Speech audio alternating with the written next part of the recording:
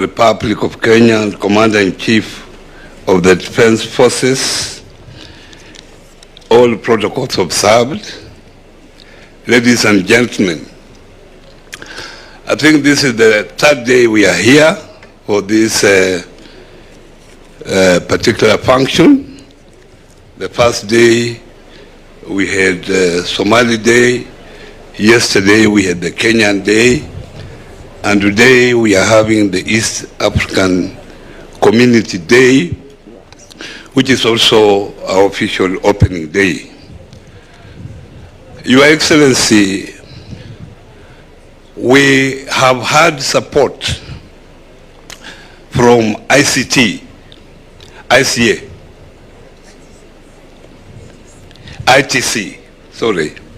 We have had a big support of ICT. ICT supported us when we had the global MSME Ministerial Conference in South Africa in July. And that particular function, Your Excellency, was very well attended, and it was one of the first functions that ministers all over the world met to discuss about MSMEs. And out of that meeting, 3 issues were agreed on to be scaled up at various countries level and various regions. And that's why, as Kenya, we decided that this be scaled up at this level, at the regional level. And we have heard the comments from the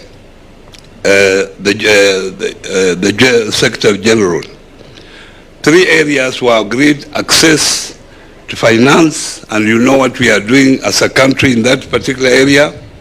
The other one was digital transformation. You know how important that area is for our country. And the last one was green technology financing.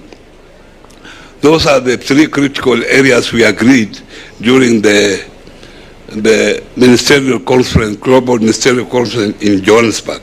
But as Kenya, we have added on market access. That is very crucial for our people. And you remember when you were out there, most of those traders were talking about market access. They are using this opportunity of the protocol that was signed in 1999 to create network, create a market for themselves. I'm grateful that you have spared time to come and attend this particular meeting. During our meeting yesterday, and we had as many people attending, we agreed on quite a number of issues that I will use this opportunity to read it out. And as the chair of the East African Community Summit, this particular document will be scaled up to that level, so that as the summit, you also adopt it for implementation in various countries. So, Your Excellency, ladies and gentlemen, I will read a communique of the East African Community MSME Ministerial Roundtable. And I read: we, the representatives of the East Africa Community, EAC governments, and private sector stakeholders, convened for the East African Community MSME Ministerial Roundtable in Nairobi on November 10th, 2025, to advance the commitments made under the Global SME Ministerial Call to Action held in Johannesburg in July 2025. This roundtable marks a significant regional milestone in our collective efforts to support the international competitiveness of micro, small, and medium enterprises, recognizing their central role in transforming trade and improving livelihood in line with the Sustainable Development Goals. We reaffirm the importance of MSME as engine of innovation, employment, and inclusive growth, and acknowledge their contribution to environmental sustainability and social cohesion across the East African region. The roundtable provided a platform to access regional awareness on the insights provided by the global MSME ministerial white papers, which concentrated on best practices, challenges, and opportunities in the area of access to finance, digital transformation, and green transition. The discussions included the need for tailored regulatory reforms and capacity building initiatives that reflect the unique structural vulnerabilities of East African community economies, especially those affecting women and youth-led enterprises. Delegates highlighted best practices and actionable solutions to improve MSMEs' access to affordable financing, including through partnerships with financial institutions and the development of inclusive financial literacy program. The meeting emphasized the importance of accelerating digital transformation by expanding access to reliable digital infrastructure, promoting digital skills development, and fostering innovation friendly regulatory environments.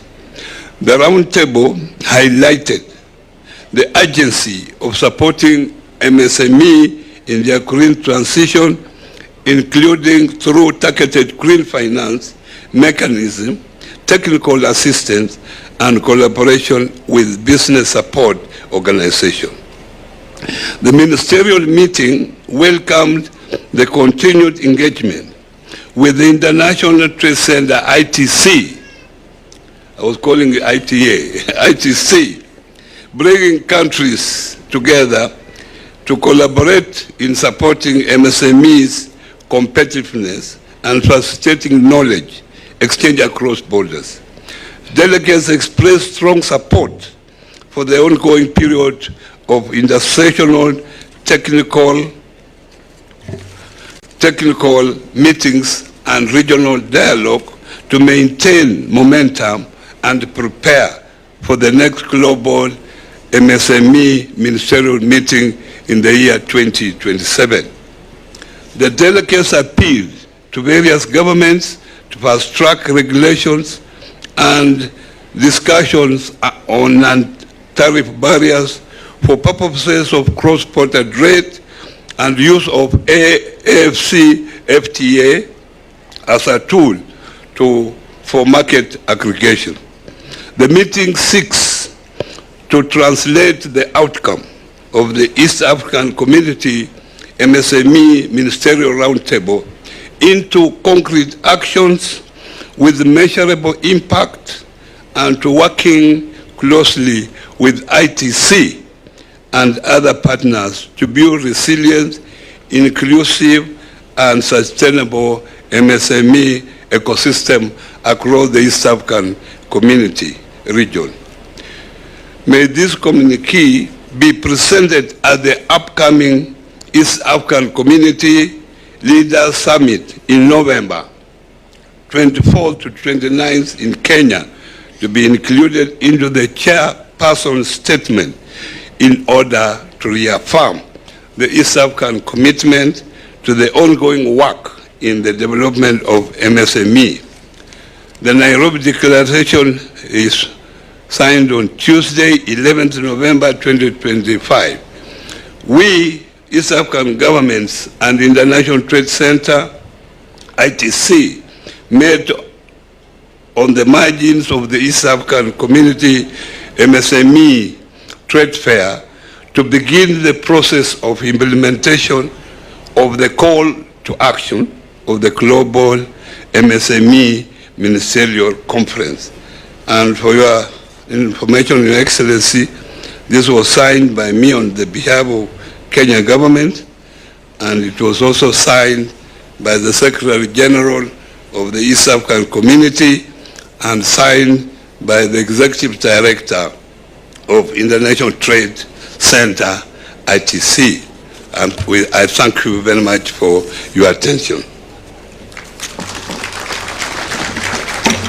Now, Your Excellency, I take this opportunity now to invite you to come and address this gathering here, and I know they are eager to listen to you. And thank you very much for honoring our invitation. Asante.